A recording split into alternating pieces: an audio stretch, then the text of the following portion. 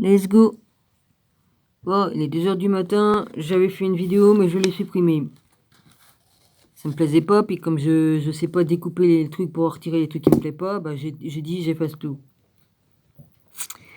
Bon, sur le truc que je vais vous dire de ce que j'avais dit dedans, j'ai vu 2 vaisseaux dans le ciel ce soir. Ben oui, il y a longtemps que j'ai regardé le ciel et puis l'esprit en moi m'a dit tiens, va regarder le ciel. Donc j'y suis allé et puis comme il y a beaucoup de vent, une grosse tempête et puis il y a des gros nuages, j'avais une chance sur 1 million pour voir ce que j'ai vu. Voilà, j'ai vu 2 vaisseaux. Alors j'ai cru que c'était un avion qui avançait sur le devant, mais non, j'ai jamais vu d'avion qui est une lumière pure, toute blanche, une lumière toute blanche, voilà, en ovale. J'ai dit non, c'est pas un avion, ça. Les avions, comme on les regarde d'en haut, on voit les loupiottes rouges et puis quelques loupiottes blanches. Là, c'était blanc immaculé.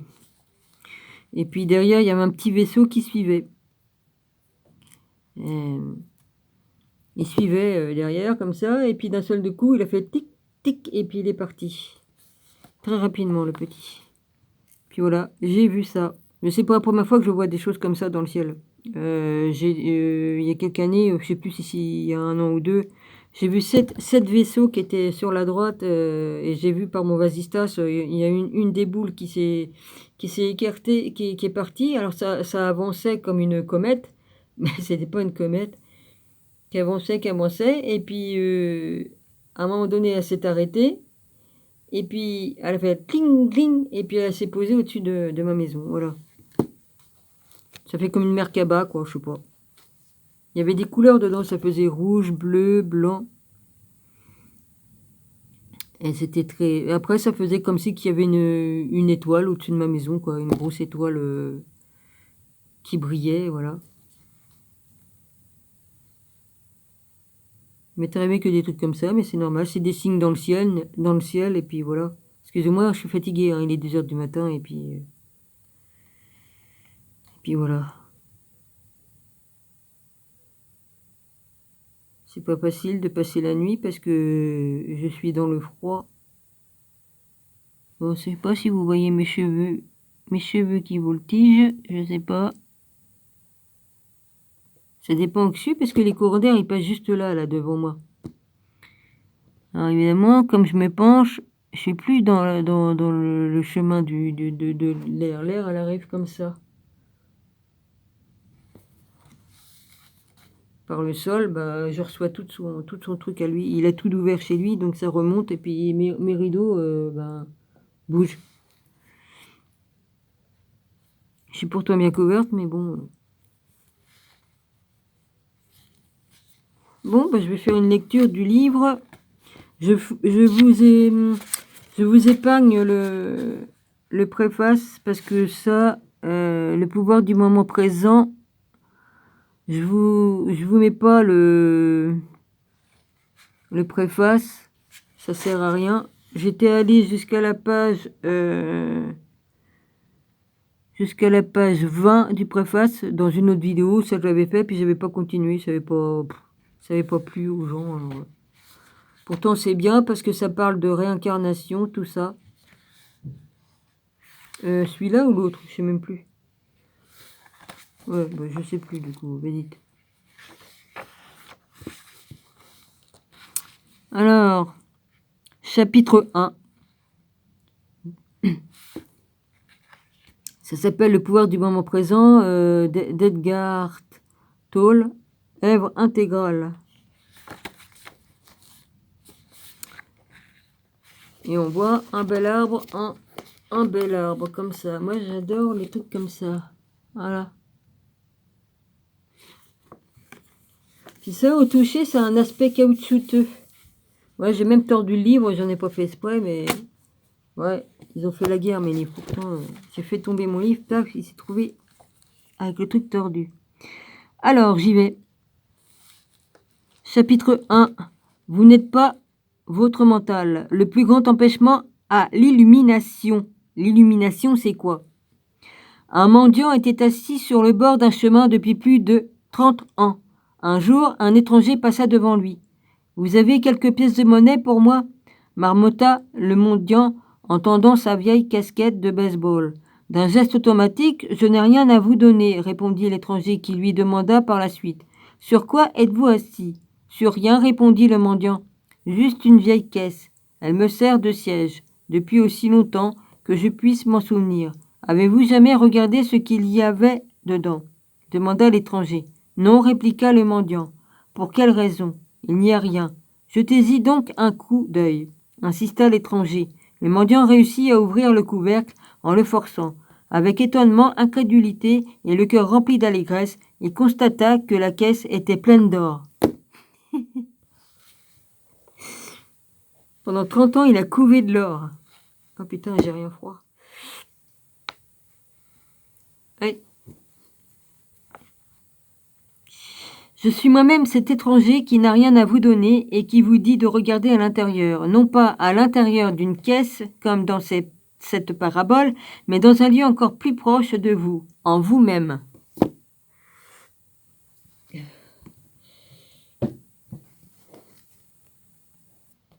Mais je ne suis pas un mendiant, puis-je déjà vous entendre rétorquer.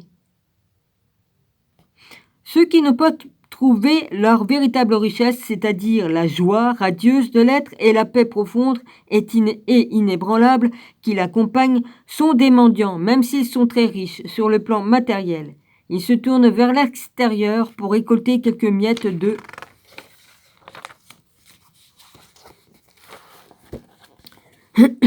de plaisir et de satisfaction pour se sentir confirmés, sécurisés ou aimés, alors qu'ils abritent en eux un trésor qui non seulement recèle toutes ces choses, mais qui est aussi infiniment plus grandiose que n'importe quoi que le monde puisse leur offrir. Le terme illumination évoque l'idée d'un accomplissement surhumain et l'ego aime s'en tenir à cela. Oh bah l'ego, quelle merde l'ego. Mais l'illumination est tout simplement votre état naturel, la sensation de ne faire qu'un avec l'être, cet état de fusion avec quelque chose de démesuré et d'indestructible, quelque chose qui presque paradoxalement est essentiellement vous-même, pourtant beaucoup plus vaste que vous. L'illumination, c'est trouver votre vraie nature au-delà de tout nom et de toute forme. Votre incapacité à ressentir cette fusion fait naître l'illusion de la division. La division face à vous-même et au monde environnant. C'est pour cela que vous percevez consciemment ou non comme un fragment isolé. La peur survient et le conflit devient la norme, aussi bien à l'intérieur qu'à l'extérieur. J'affectionne la définition simple que donne Gautama, le Bouddha, de l'illumination. Il affirme que c'est la fin de la souffrance. Cela n'a rien de surhumain, n'est-ce pas? Bien sûr, comme telle, cette définition est incomplète car elle exprime seulement ce que l'illumination n'est pas, c'est-à-dire qu'elle n'est pas souffrance. Mais que reste-t-il quand il n'y a plus de souffrance? Bouddha garde le silence là-dessus, et son silence sous-entend que c'est à vous de le découvrir. Il retient une définition par le négatif afin que le mental ne puisse pas en faire une croyance ou un accomplissement surhumain. Un objectif qu'il vous soit impossible à atteindre malgré cette précaution de la part de Bouddha. La majorité des bouddhistes croient encore que l'illumination est l'apanage de Bouddha et non le leur, du moins pas dans cette vie-ci.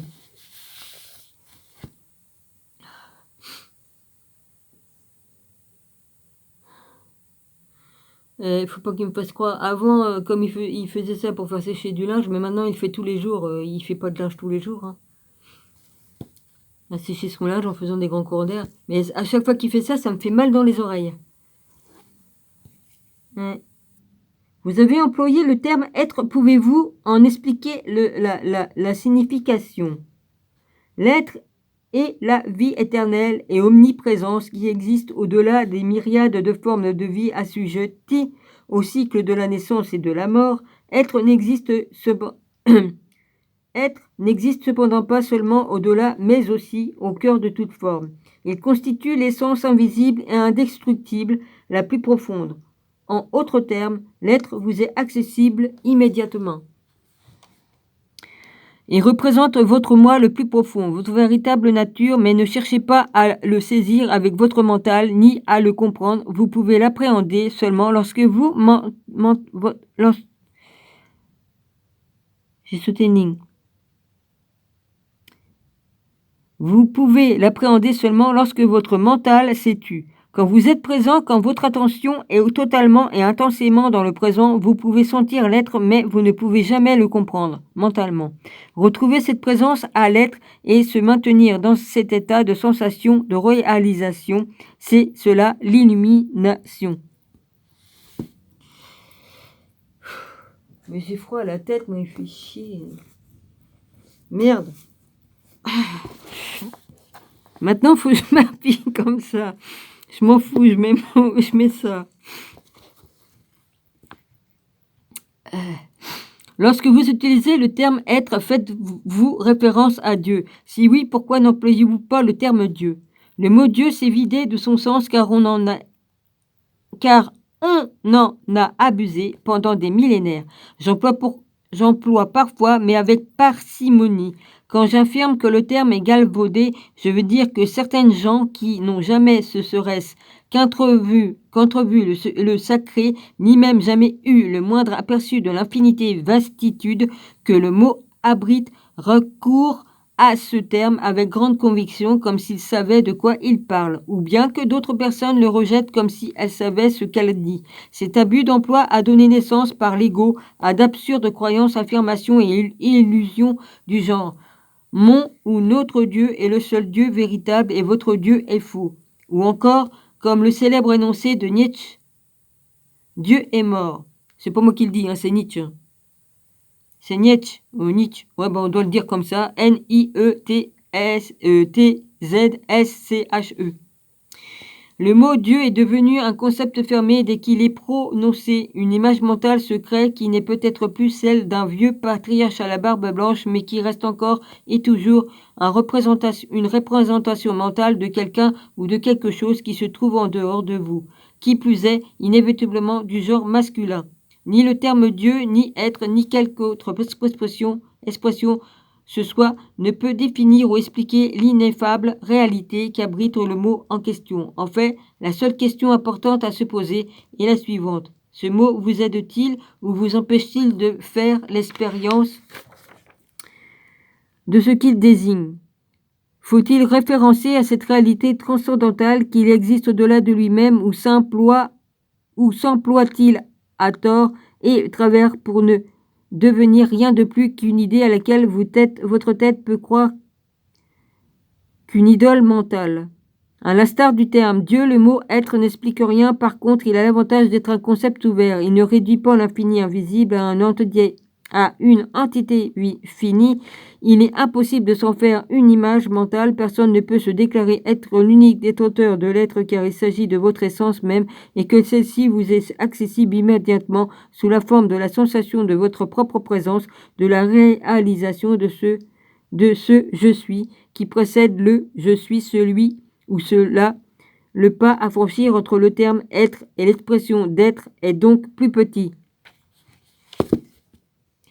J'ai mon pyjama, j'ai mes collants, plus mon jean et j'ai froid. Ça me traverse. Et il faut le faire. Hein. Et il sait très bien ce qu'il fait, le voisin. Qu'est-ce qui nous empêche le plus de connaître cette réalité? Depuis que je l'ai engueulé, c'est encore de pire en pire. J'aurais mieux fait de fermer ma gueule et puis de supporter, parce que là, maintenant, il a multiplié par 100. Il se sent fort, ouais. Tout dure qu'un temps, hein. En plus, je lui parle avec respect, je l'ai insulté pas ni rien du tout, hein. Je m'en garderai bien, ouais. À part quand dans ma vidéo, je dis des gros mots, tout ça, mais devant lui, je me garderai bien de l'insulter. Je sais ce que je fais. Parce que si je l'insultais, franchement, il peut m'arriver des bricoles. Hein. Alors, c'est l'identification au mental, car celle-ci amène la pensée à devenir compulsive. L'incapacité à s'arrêter de penser est une épouvantable affliction. Non, j'arrive à le faire dans ma méditation. Nous ne nous en rendons pas compte parce que presque tout le monde en est atteint. Nous en venons à la considérer comme normale. Cet incessant bruit mental vous empêche de trouver ce royaume calme intérieur qui est indissociable de l'être.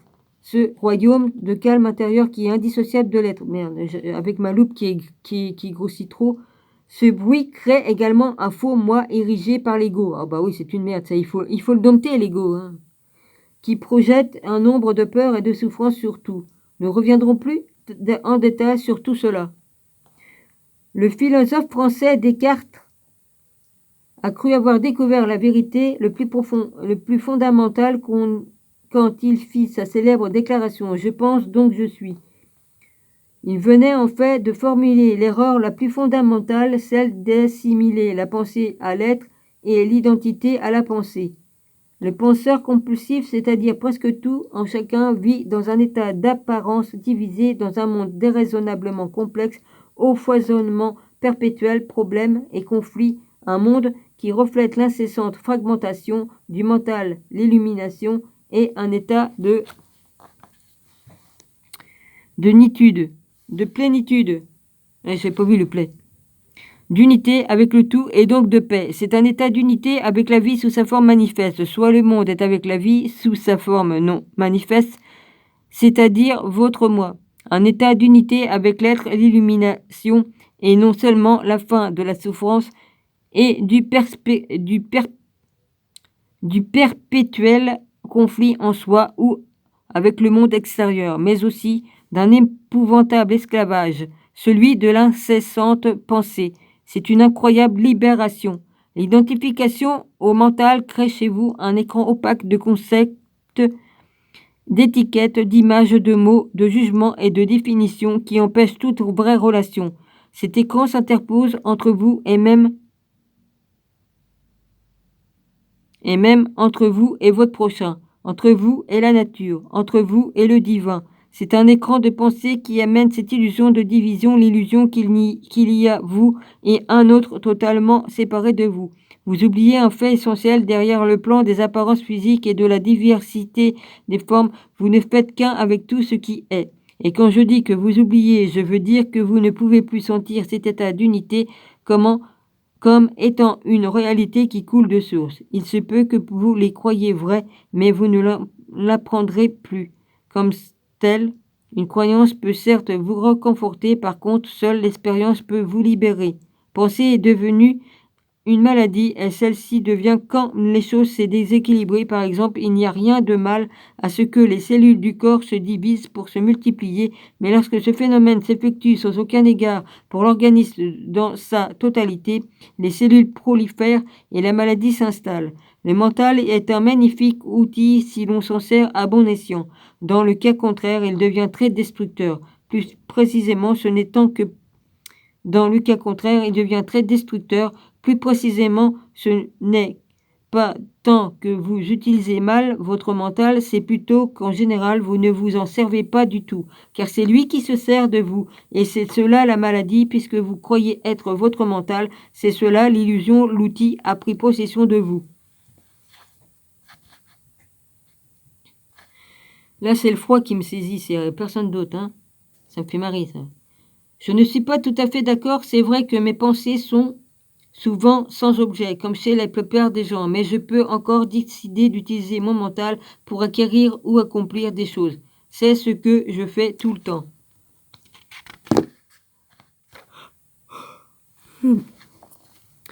Ce n'est pas parce que vous réussissez à terminer un jeu de mots croisés ou à fabriquer une bombe atomique que vous savez vous servir de votre mental. Ce dernier aime se faire les dents sur des problèmes comme les chiens le font avec les os. Voilà pourquoi il fait des mots croisés et invente des bombes atomiques. Alors que vous, l'être, ne portez intérêt ni à l'un ni à l'autre. Laissez-moi vous poser la question suivante. Pouvez-vous vous libérer du mental comme vous le voulez? Oui. Avez-vous réussi à trouver l'interrupteur qui le met hors circuit? Oui. Vous voulez dire arrêter complètement de penser? Non, je n'y réussis pas, sauf pour un instant ou deux. Dans ce cas, le mental se sert de vous et vous êtes inconsciemment identifié à lui. Par conséquent, vous ne savez même pas que vous êtes son esclave. C'est un peu comme si vous étiez possédé dans le savoir et que vous preniez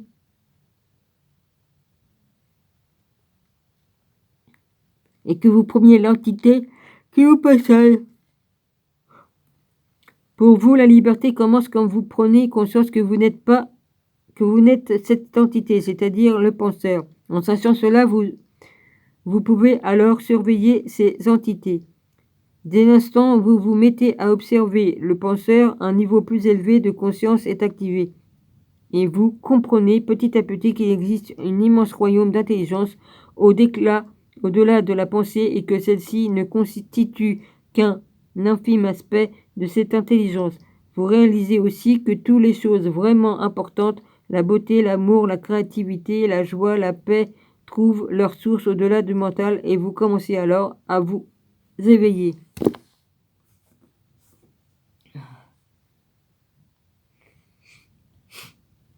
Ça me couvre pas les oreilles. Putain. Chier.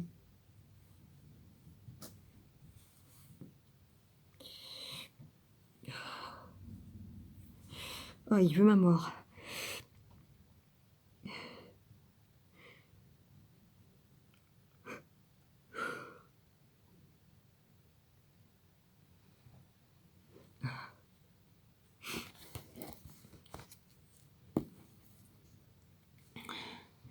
Comment se libérer du mental? Qu'entendez-vous exactement par observer le penseur?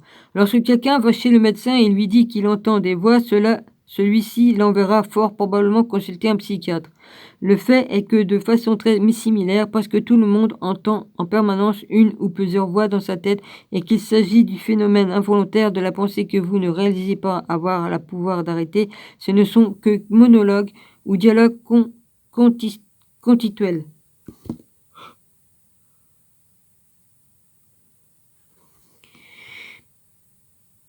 Il vous est certainement déjà arrivé de croiser dans la rue des démons qui parlent sans arrêt tout haut ou tout bas. En réalité, ce n'est pas très différent de ce que vous et tous les gens normaux faites, sauf que vous le faites en silence. La voix passe des commentaires, fait des spéculations, émet des jugements, compare, se plaint, aime, n'aime pas, et ainsi de suite. Ce que cette voix énonce ne correspond pas automatiquement à la situation dans laquelle vous vous trouvez dans le moment. Elle ravive peut-être un passé proche ou lointain, ou bien alors imagine et rejoue d'éventuelles situations futures dans ce moment-là. La voix imagine souvent que les choses tournent mal et envisage des résultats négatifs, c'est-à-dire c'est ce que l'on appelle l'inquiétude. Cette bande sonore s'accompagne parfois d'images visuelles ou de films mentaux. Et même si ce que la voix dit correspond à la situation du moment, elle interprétera en fonction du passé. Pourquoi? Parce que cette voix appartient au conditionnellement mental qui est le bruit de... Je sors de mon corps, putain de merde. Parce que cette voix appartient au conditionnement mental qui est le bruit de toute votre histoire personnelle et cela de l'état d'esprit collectif et culturel dont vous avez hérité. Ainsi, vous voyez et jugez dorénavant le présent avec les yeux du passé et vous en avez une vision totalement déformée. Il est fréquent que chez une personne, cette voix intérieure soit son pire ennemi. Nombreux sont les gens qui vivent avec un bourreau dans leur tête, qui les attaque et les punit sans cesse, leur siphonnant ainsi leur énergie vitale. Ce tyran est à l'origine d'innombrables tourments et malheurs ainsi que de toute maladie.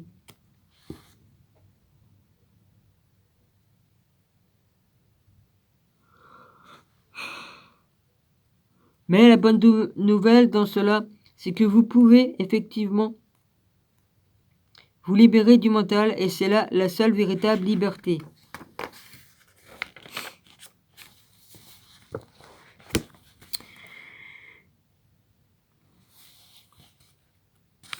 Non, c'est pas ça. Et c'est là la seule véritable libération. Excusez-moi. Hein. Vous pouvez même commencer dès maintenant. Écoutez aussi souvent que possible cette voix. Prêtez particulièrement attention aux schémas de pensée respectifs à ces vieux disques qui jouent et rejouent les mêmes chansons peut-être depuis des années. C'est ce que j'entends quand je vous suggère d'observer le penseur. C'est une autre façon de vous dire d'écouter cette voix dans votre tête, d'être la présence qui joue le rôle de témoin. Lorsque vous écoutez une voix, faites-le objectivement, c'est-à-dire sans juger, ne condamnez pas ce que vous entendez, car si vous le faites, cela signifie que cette même voix est naturelle.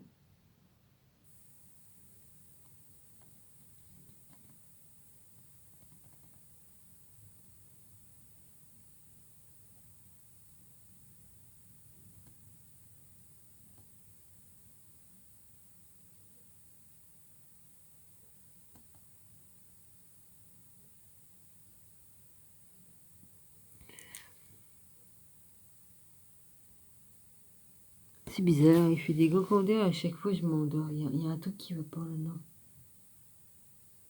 Ouais, parce que je suis pas fatiguée là. Il y a un truc qui est pas normal là-dedans.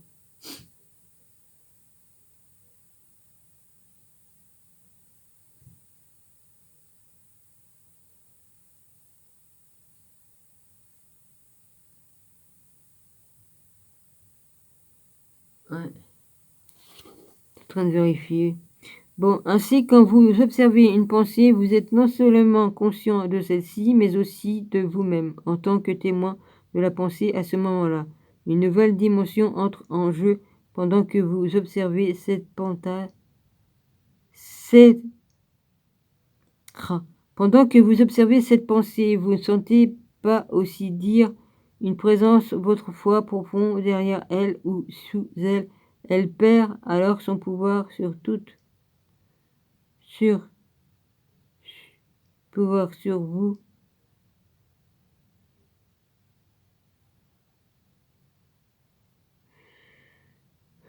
Et c'est reparti, hein.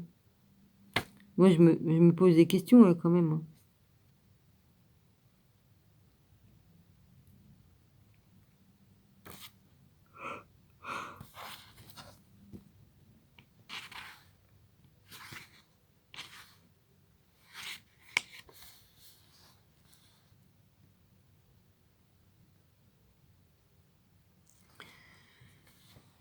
Il ne s'agit pas du tout d'un état de transe, car il n'y a aucune perte de conscience. Bien au contraire, si la paix devait se payer une réduction de la conscience et la calme par un manque de vitalité et de vigilance, elle n'en viendrait pas la peine. Elle n'en vaudrait pas la peine. Dans cet état d'unité avec l'être, vous êtes maintenant plus alerte, beaucoup plus éveillé que dans l'état d'identification.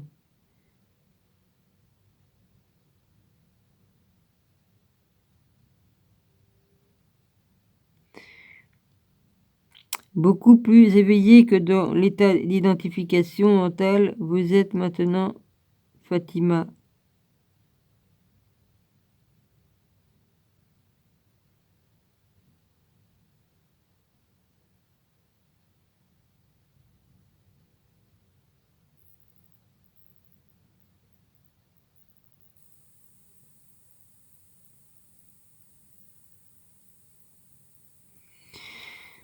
Alors, il ne s'agit pas du tout d'un état de transe car il n'y a aucune perte de conscience. Bien au contraire, si la paix devait se payer par une réduction de la conscience et le calme par un manque de vitalité et de vigilance, elle n'en vaudrait pas la peine.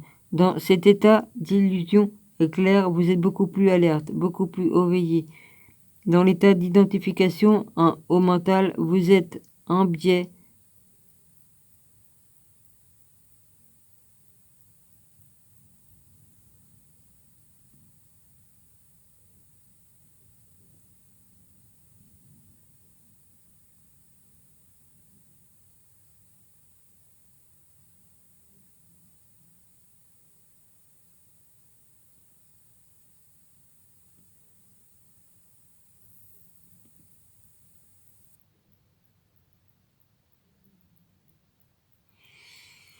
Bon, ça commence à me faire chier, je me rendors.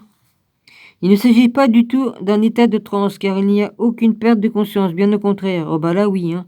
J'ai piqué du nez deux, trois coups là. Si la paix devait se payer par une réduction de la conscience et le calme par un manque de vitalité et de vigilance, elle n'en vaudrait pas la peine dans cet état d'unité avec l'être. Vous êtes bien plus alerte, beaucoup plus éveillé que dans l'état désertification au mental.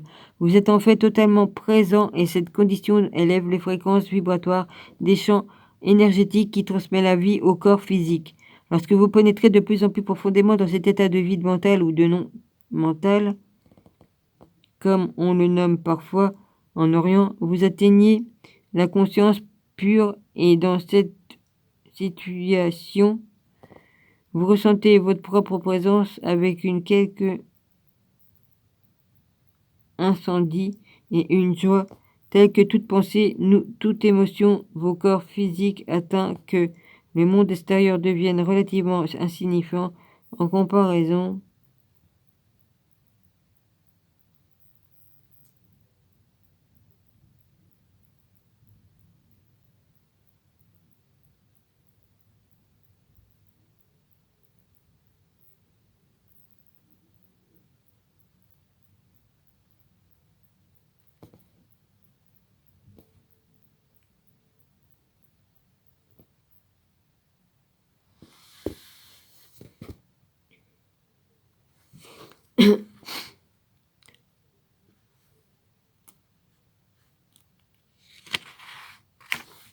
Combien Je me suis endormie plusieurs fois, j'arrête ici, je vous embrasse tous et puis on verra demain parce que là je souffre de la froid et puis je suis très fatiguée.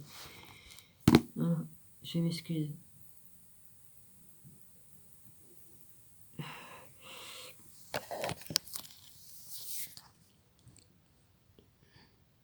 Je reprendrai demain. Enfin, on y est déjà demain. Un peu plus tard. Gros bisous à tous.